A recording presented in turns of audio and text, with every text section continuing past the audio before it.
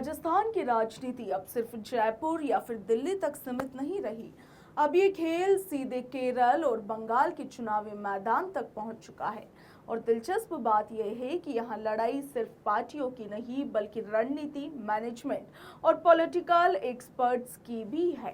केरल विधानसभा चुनाव से पहले कांग्रेस ने एक बड़ा और सधा हुआ दांव चला है। राजस्थान के अनुभवी नेताओं को सीधे मैदान में उतार दिया गया है। इस पूरे मिशन की कमान संभाल रहे हैं सचिन पायलट। सचिन पायलट को केरल का चुनावी पर्यवेक्षक बनाया गया है, यानी कि वे वहां पूरी चुनावी रणनीति की निगरानी करेंगे। मगर कहानी यही खत्म नहीं होती। कांग्रेस ने पायलट के साथ साथ एक पूरी राजस्थान टीम भेजी है।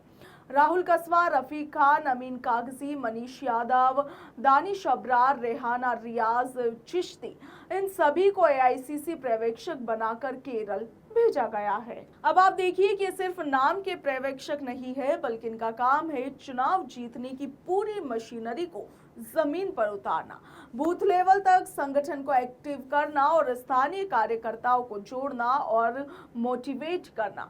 हर सीट पर माइक्रो मैनेजमेंट, विरोधी रणनीति का जवाब तैयार करना भी इनकी जिम्मेदारी है। यानी कि आसान भाषा में समझें तो राजस्थान के नेता अब केरल में कांग्रेस का वोट रूम चला रहे हैं। तिरुवनंतपुरम के कांग्रेस भवन में हुई एक अहम बैठक में बड़े दिग्गज नेता वहां पर मौजूद रहे। शशि थरूर, केसी वेणुगोपाल, दीपा और इनके साथ इमरान प्रतापगढ़ी। इस मीटिंग में इन्होंने साफ संदेश दिया कि इस बार केरल में कांग्रेस अपनी पूरी ताकत झोंकने वाली है। जहां कांग्रेस केरल में राजस्थान के नेताओं को उतार रही है, वहीं बीजेपी ने भी पश्चिम बंगाल में यही रणनीति अपनाई है।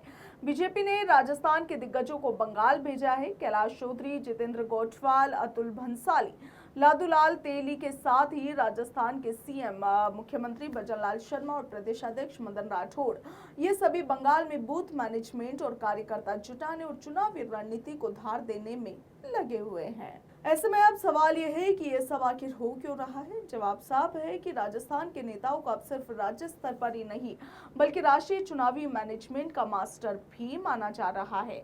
पहले नेता अपने राज्य तक सीमित रहते थे, अब पार्टियां उन्हें चुनावी हथियार की तरह दूसरे राज्यों में भी इस्तेमाल कर रही है। राजस्थान की राजनीति अब सीमाओं में कैद नहीं रही। अब यहाँ के नेता केरल में रणनीति बना रहे हैं तो वहीं बंगाल में चुनावी जंग लड़ रहे हैं।